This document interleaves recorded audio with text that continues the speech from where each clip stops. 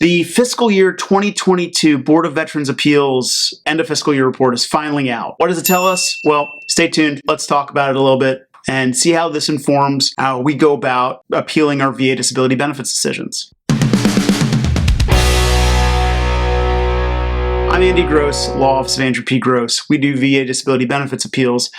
And part of that sometimes involves appealing to the Board of Veterans Appeals for decisions made by the regional office. And every year they have a fiscal year report, end of fiscal year report, where they summarize everything that happened in the previous year, and fiscal year 2022 is no different. Now, I'm recording this video in July of 2023. The report just came out.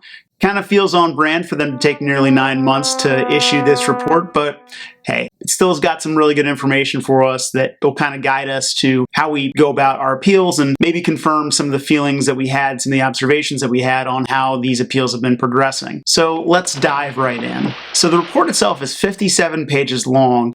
Here are my big 3 takeaways. First, the Board of Veterans Appeals is a long wait, no matter how you slice it. We were hoping to see 1 to 2 years, now we're seeing 3 to 4. So what do I do to compensate for that? As an attorney, when I work with my clients, I try to work the Appeals Modernization Act system as best I can to see if we can get a grant at the regional office level. Sometimes that can be as fast as 90 days. Sometimes that takes 1 to 2 years.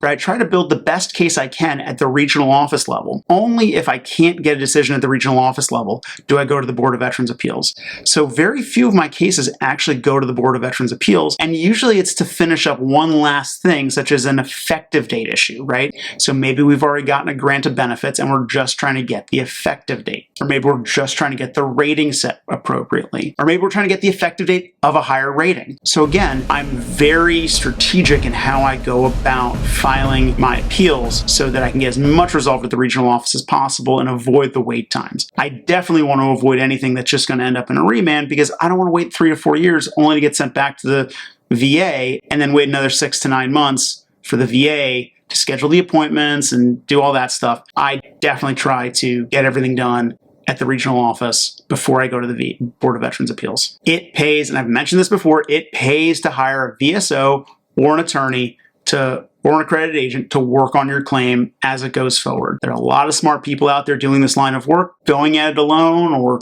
paying a claims consultant isn't going to do the trick for you necessarily with nearly the same success rate as hiring someone who does this day in and day out. This is why I keep saying we have to support our VSOs. We need more of them. We need to pay them more, and we need to get them out there to help more veterans. Third, I'm looking forward to more improvements in technology. We can get more real-time updates and real-time estimates of future wait times, just so we know how long we're going to wait. When we're sitting there 2 years into a wait, how much longer is it going to be? That way, I can advise my clients, veterans can look on their own, and so on. That's my takeaway. The entire report is 57 pages long. The link is in the description. If you have any thoughts on this after your review, if you have time to read through it, drop a comment. Maybe I'll make another video on it. But it's a lot of good information. It's confirmed a lot of what we've suspected with the delays in hearings, and it has shaped a little bit, or continues to shape, how we represent our clients. And maybe it'll shape how you take your next appeal. Until next time, take care.